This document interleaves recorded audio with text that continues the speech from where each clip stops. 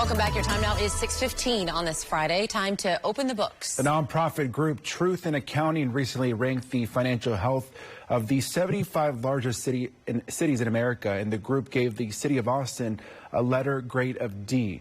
CEO and founder of OpenTheBooks.com, Adam Evgieski, joins us now. Good morning, Adam. Good morning, Giancarlos. Good morning, Allison. So Austin got a D grade from Truth in Accounting. I mean, Adam, how did we score so low?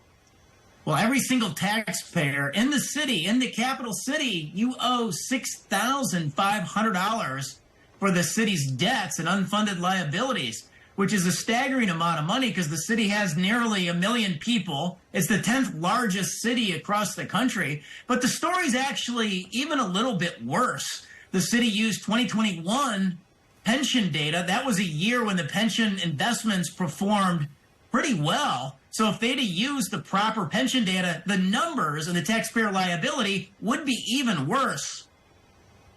Adam, break that number down for us. Why would Austin need so much money from every taxpayer to pay off its debt? Well, it's basically two areas. Number one is public employee retirement health care. Now, most of the major cities, 75 of them were studied for this study. They saved something, of course, for retirement health care. Austin has saved nothing. Then you have public employee retirement pensions, and they're only 75% funded. So when you add up those two things, you get most of the way there. Austin's got about $6 billion available to pay $8 billion worth of bills. And it's just unfair to city employees and taxpayers to make promises that the city officials aren't even funding. Adam, how does Austin's debt compare to other cities? Well, incredibly, they're only, Austin's ranked only 2 cities higher than Oakland, California. You're ranked 7 cities lower than Memphis, Tennessee, for crying out loud.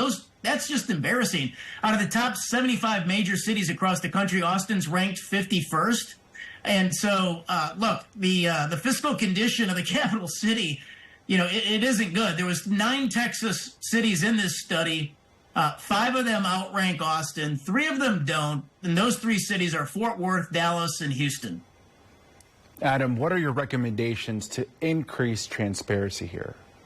Yeah, you need radical transparency. So for the first thing is, accurate pension data. One ray of hope was that Austin was one of the few cities across the country that actually produced their comprehensive annual financial report, the financial report of the city every year, within 6 months. So that was good. But look, we're calling for a forensic audit of the city's retirement programs. City employees, they need that radical transparency. And so do taxpayers, because as we've said, the promises conferred aren't being funded. The second thing that the city needs to do is they need to simply fulfill our Freedom of Information Act sunshine request right there in Texas, right there in Austin for the city payroll. You can't debate, retirement benefits, city salary benefits without being able to see it. We filed this request back in January. They still haven't produced the city payroll to us yet. Well, stay on top of this. Keep us updated. Always good information. Thanks for chatting with us, Adam. Thank you. You can find all of Adam's reports at OpenTheBooks.com.